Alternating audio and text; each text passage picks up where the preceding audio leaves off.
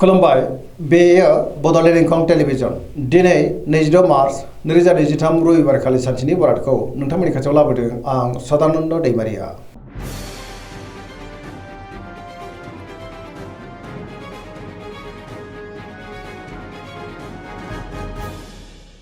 सिगां फरायनो लादों मेष राशि गिबि हांखो अ ल दिनैनि साना जोबोर मोजां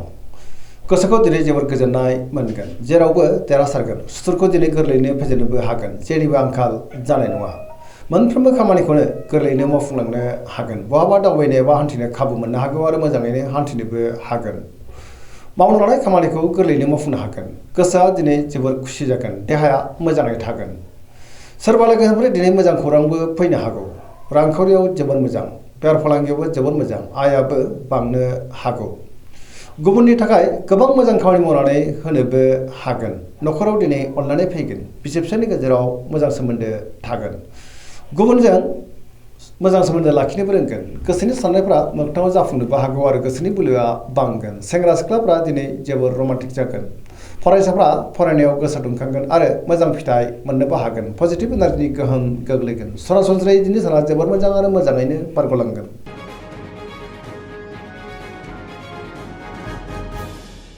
वृष राशि गिबि हांखो इ उ ब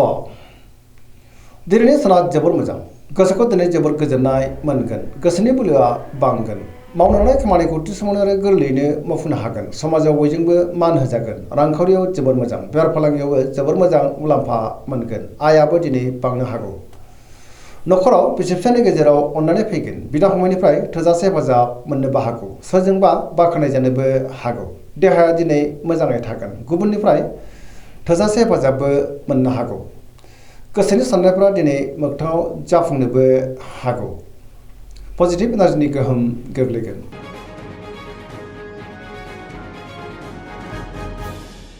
मिथुन राशि गिबि हांखो क स दिनैनि साना जोबोर मोजां गोसोआ दिनै जोबोर खुसि जागोन पजिटिभ एनार्जिनि गोहोम गोग्लैगोन मोनफ्रोमबो बिथिङावनो दिनै जाफुंसारगोन आरो गियानाबो बांगोन गोसोआ दिनै जोबोर खुसि जागोन लाइमोनफ्रा जोबोर रमान्टिकबो जागोन आरो गावबा गावनि गोसोनि साननायखौ फोरमायलायनो हागोन देहाया दिनै मोजाङै थागोन रांखावरियाव मोजां बेफार फालांगियावबो मोजां होनजायो नखराव बिसि फिसायनि गेजेराव अननानै फैगोन समाजाव बयजोंबो मान होजागोन गोसोनि बोलोआ बांगोन मावनो लानाय खामानिखौ थि समावनो आरो गोरलैयैनो मावफुंनो हागोन आरो सिगांनि बबेबा आद्रा खामानियाबो दिनै मावफुंजानो हागौ सोरजोंबा बाख्नाय जानोबो हागौ लाइमोनफ्रा मोजां खौरां मोननोबो हागौ आरो पजिटिभ एनार्जिनि गोहोम गोग्लैगोन।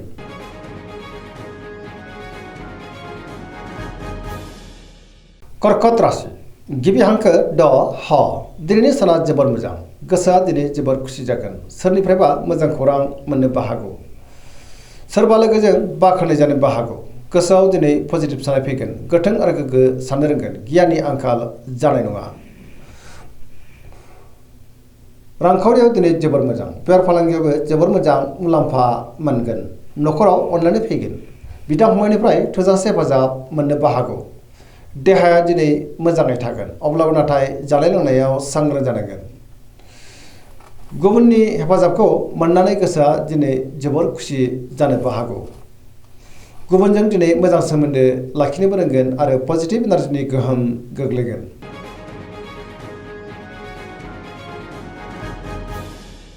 सिंह राशि गिबि हांखो म ट दिनैनि साना बारा मोजां नङा गोसोआ दिनै जोबोर उसुखुथु जागोन गोसोआव नेगेटिभ साननायबो फैनो हागौ मावनो लानाय खामानिखौ मावफुंनो हागोन सोरबा लोगोनिफ्राय हेफाजाबबो मोननो हागौ बहाबा दावबायनो एबा हान्थिनो खाबु मोनगोन आरो मोजाङैनो हान्थिनोबो हागोन रांखावरियाव दिनै जोबोर मोजां अब्लाबो नाथाय खरसायाबो बांनो हागौ बेफार फालांगियाव जोबोर मोजां मुलाम्फा मोनगोन गुबुनजों दिनै मोजां सोमोन्दो लाखिनोबो रोंगोन गोसोनि साननायफ्रा मोगथाङाव जाफुंनोबो हागौ नखराव बिसि फिसायनि गेजेराव अननानै फैगोन समाजावबो मान मोननो हागोन गुबुननि गोसोखौ दिनै गोरलैयैनो बोनोबो हागोन अब्लाबो नाथाय नेगेटिभ एनार्जिनिबो गोहोम गोग्लैनो हागौ सांग्रां जानाया गाहाम सोरजोंबा रायखोमा जानोबो हागौ गोसोआ दिनै जोबोर आला खाला जागोन।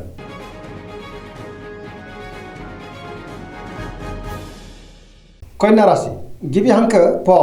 ट दिनैनि साना जोबोर मोजां गोसोखौ दिनै जोबोर गोजोननाय मोनगोन पजिटिभ एनार्जिनि गोहोम गोग्लैगोन गोथों आरो गोग्गो साननो हागोन गियाननि आंखाल जानाय नङा रांखावरियाव मोजां अब्लाबो नाथाय खरसायाबो बांनो हागौ बेफार फालांगियाव जोबोर मोजां मुलाम्फा मोनगोन देहाया दिनै मोजाङै थागोन गोबां मुंदांखा सुबुंजों दिनै लोगो मोनज्लायनोबो हागौ न'खरावबो अननानै फैगोन गोबां खामानियाव दिनै मुखुबबो थागोन गोसोआ जोबोर पजिटिभ जागोन गोथों आरो गोग्गो साननो हागोन गियाननि आंखाल जानाय नङा लाइमोनफोरा दिनै जोबोर रमान्टिक जागोन आरो गावबा गावनि गोसोनि साननायफोरखौ फोरमायलायनोबो हागोन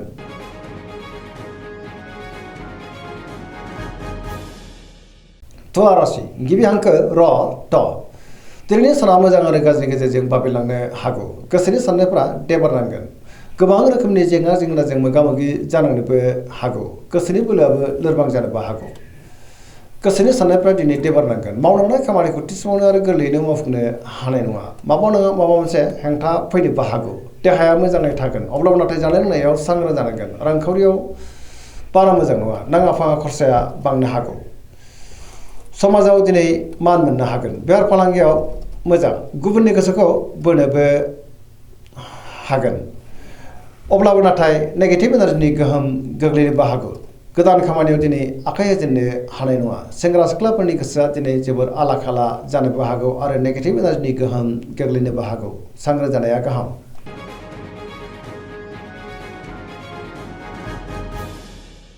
वृश्चिक राशि गिबि हांखो न स दिनैनि साना जोबोर मोजां पजिटिभ एनार्जिनि गोहोम गोग्लैगोन सिगांनि बबेबा आद्रा खामानिखौ दिनै मावफुंनो हागोन बहाबा दावबायनो एबा हान्थिनो खाबु मोननो हागौ समाजाव मान बांगोन सोरबा गोजाम लोगोजों बहाबा लोगो मोनज्लायनो हागौ गोसोआव दिनै गोग्गो आरो गोथों साननाय फैगोन मावलांनाय खामानिखौ थि समावनो आरो गोरलैयैनो मावफुंनोबो हागोन गुबुननिफ्राय थोजासे हेफाजाब मोननोबो हागौ गोसोनि साननायफ्रा दिनै मोगथाङाव जाफुंगोन गोसोनि बोलोआबो बांगोन समाजाव बयजोंबो मान होजागोन न'खराव बिसि फिसायनि गेजेराव अननानै फैगोन रांखावरियाव मोजां अब्लाबो नाथाय खरसायाबो बांनो हागौ बेफार फालांगियाव जोबोर मोजां मुलाम्फा मोनगोन देहायाबो मोजाङै थागोन गुबुननिफ्राय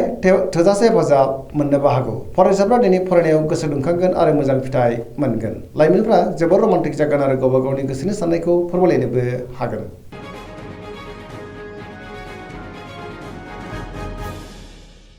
धनु राशि गिबि हांखो ढ फ भ दिनैनि साना मोजां आरो गाज्रिनि गेजेरजों बाबेलांनो हागौ गोसोआव गोनो गोथो साननाय फैगोन गियाननि आंखाल जानो हागौ मावनो लानाय खामानिखौ मावफुंनो हायोब्लाबो माबा नङा माबा मोनसे गोरोन्थि जानोबो हागौ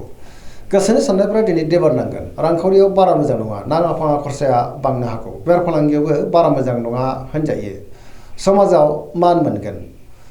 अब्लाबो नाथाय नेगेटिभ एनार्जिनि गोहोम गोग्लैनोबो हागौ बहाबा दावबायनो एबा हान्थिनो खाबु मोनगोन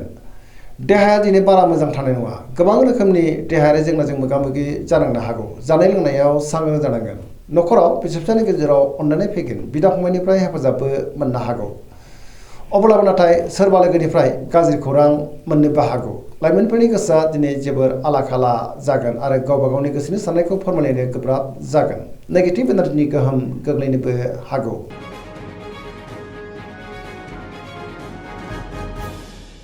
मकर राशि गिबि हांखो ख ज दिनैनि साना जोबोर मोजां गोसोनि साननायफ्रा मोगथाङाव जाफुंनोबो हागौ मावनो लानाय खामानिखौ थि समावनो आरो गोरलैयैनो मावफुंनो हानानै गोसोआ दिनै जोबोर खुसि जागोन रांखावरियाव जोबोर मोजां अब्लाबो नाथाय खरसायाबो बांनो हागौ बेफार फालांगियाव जोबोर मोजां मुलाम्फा मोनगोन सोरजोंबा बाख्नाय जानो हागौ गुबुनजों दिनै मोजां सोमोन्दो लाखिनोबो रोंगोन मोनफ्रोमबो खामानिखौनो दिनै मोजाङैनो मावफुंनोबो हागोन गोदान खामानियाव आखाइ होजेननो हागोन बहाबा दावबायनो एबा हान्थिनो खाबु मोननो हागौ आरो मोजाङैनो हान्थिनो हागोन न'खराव अननानै फैगोन बिदा फंबायनिफ्राय थोजासे हेफाजाबबो मोननो हागौ लाइमोनफ्रा जोबोर रमान्टिक जागोन आरो गावबा गावनि गोसोनि साननायखौ फोरमायलायनोबो हागोन फरायसाफ्रा दिनै फरायनायाव गोसो दुंखांगोन आरो मोजां फिथाइ मोनगोन पजिटिभ एनार्जिनि गोहोम गोग्लैनोबो हागौ धोरोमारि बिथिङावबो दिनै गोसो दुंखांगोन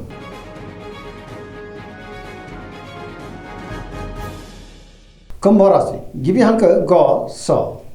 दिनैनि साना मोजां आरो गाज्रि गेजेरजों बाबेलांनो हागौ गोसोनि साननायफ्रा देबारनांगोन गोसोखौ दिनै जोबोर उसुखुथु मोनगोन गोसोआव गोनो गोथो साननाय फैनोबो हागौ नेगेटिभ एनार्जिनि गोहोम गोग्लैगोन मावनो लानाय खामानिखौ मावफुंनो गोब्राब जागोन सोरबा लोगोनिफ्राय हेफाजाब लानांनोबो हागौ गोबां मुंदांखा सुबुंजों लोगो मोनज्लायगोन रांखावरियाव मोजां अब्लाबो नाथाय खरसायाबो बांनो हागौ बेफार फालांगियाव मोजां होनजायो देहाया दिनै मोजाङै थागोन अब्लाबो नाथाय जानाय लोंनायाव सांग्रां जानांगोन न'खराव अननानै फैगोन गुबुननिफ्राय हेफाजाबबो लालांनो हागोन। बिमा बिफानि अननाय आरो बोरखौ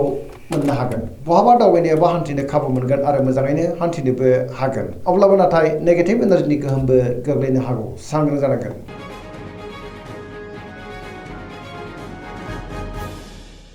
मीन राशि गिबि हांखो ड स।